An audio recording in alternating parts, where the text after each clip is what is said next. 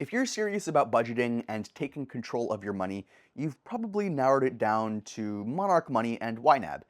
Both are powerful tools, but the way they help you reach your goals is very different. I tested both so that you can see which one is a better fit for your financial style. But before we jump into the features themselves, I actually want to talk about what most people skip over when comparing Monarch and YNAB, what other users have to say about these tools. Whenever I test a new platform, I actually dig into what other people say, and that's the 1-star reviews before the 5-star reviews.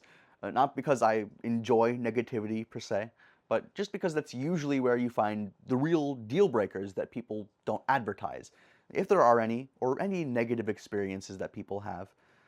So for Monarch Money, one guy said that he was charged $49.99 even after notifying them in writing that he wanted to cancel. He's still chasing a refund.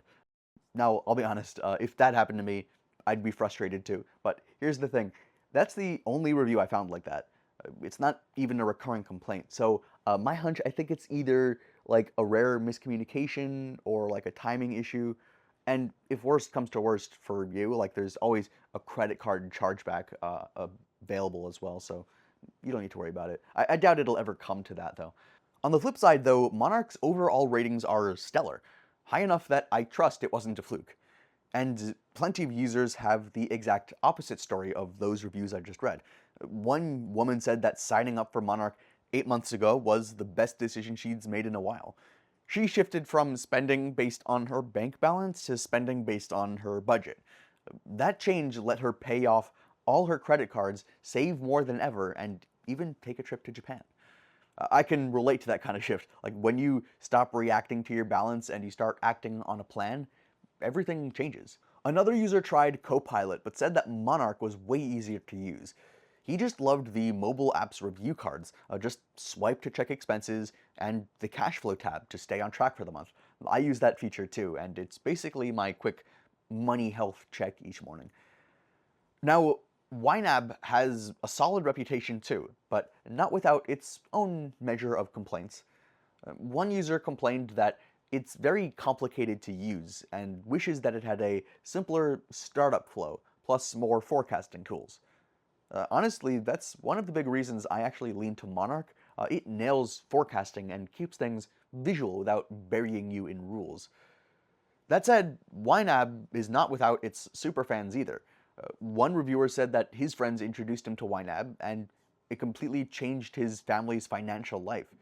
Their net worth climbed, they're now ready for emergencies, and the customer service was always willing to help. No doubt, I'll give YNAB that. Like, if you want strict budgeting discipline and you don't mind a steeper learning curve, it's fantastic for training your money habits. But at the end of the day, what really matters is the features. But the features is where YNAB versus Monarch Money stop looking similar and start playing in different leagues. After 71 days of using Monarch daily, the first big win for me was actually connecting all of my accounts. Banks, credit cards, investments, loans, even my HSA. The setup uses Plaid, Finicity, or MX, depending on which connection connects best to your institution. That's not something that you really think about until you've actually been burned by bad connections in other apps. But Monarch's flexibility here means that I've never had a broken sync. And when all of your accounts feed in automatically, you're not guessing at your net worth, you're actually seeing it firsthand live in your dashboard. And YNAB, by comparison, does let you link accounts, but it's mostly for pulling in transactions. Monarch's connection pulls everything, balances, transactions, investments, so your dashboard is basically a live command center of all of your finances. From there, Monarch's saved reports feature became my secret weapon. It built basically a spending trend report for me for my non-essentials categories. So I saved it, and now I can just check on it in one click. No rebuilding filters every single time, right? Like, it sounds small, but that extra friction each time, like doing it in other places, is really why I used to ignore reporting in other tools. YNAB's reporting is cleaner than it used to be, but it's still mostly focused on budget categories, not the wider financial picture.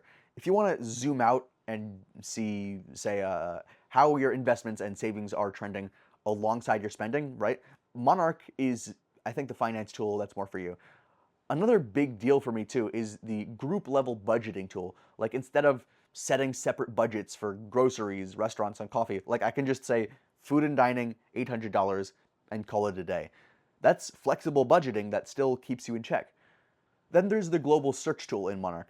I can hit Command K and instantly find that random $127 charge from months ago, even if I don't remember the exact merchant. YNAB doesn't have a global search like that. I mean, you could search transactions, but not across all of your financial data at once. Monarch's cash flow page is another favorite. I can flip between monthly, quarterly, and yearly views, filter by account or tag, and see not just my spending, but my savings rate. And then there's the recurring expense tracker. Monarch automatically detects my subscriptions and my bills when new transactions hit. It's just one of those set it and forget it type features that quietly saves me time from those surprise renewals. And now YNAB does have some standout features too. Its direct import for linked accounts works really smoothly, and their net worth tracker is simple but really effective. Their credit card payment handling is also very user-friendly. It ensures that your budget always reflects what you can actually afford to pay. But I think at the end of the day, the bottom line is this. Monarch feels like a complete financial hub, budgeting, planning, net worth, investments, goals, while YNAB is laser focused on budgeting discipline. So that's why if you want an all-in-one view, Monarch is hard to beat. But if you only care about mastering your monthly budget, YNAB's method works.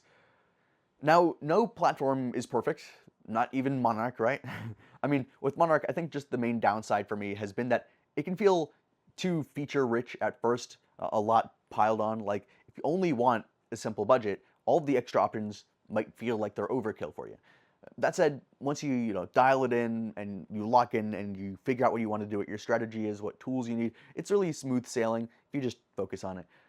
YNAB's biggest drawback for me was that learning curve that I mentioned earlier, right? Like the every dollar has a job method, like is really powerful, but if you slip up, it can feel like the app is punishing you instead of helping you recover. Still, for those who thrive on structure, that rigidity is actually a strength.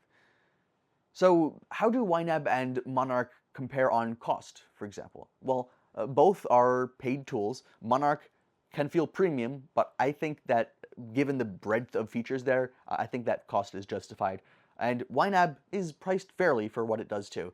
Check the links in the description of this YNAB versus Monarch Money for their current pricing plans and latest available promos or discounts. We keep them updated so you never miss out. At the end of the day, Monarch Money versus YNAB isn't just a budgeting app showdown. It's a choice between flexibility and discipline. For me, Monarch's all-in-one approach won, but if you want pure budgeting structure, YNAB's hard to beat. Check the link in the description of this video to get started with our special discount and coupon.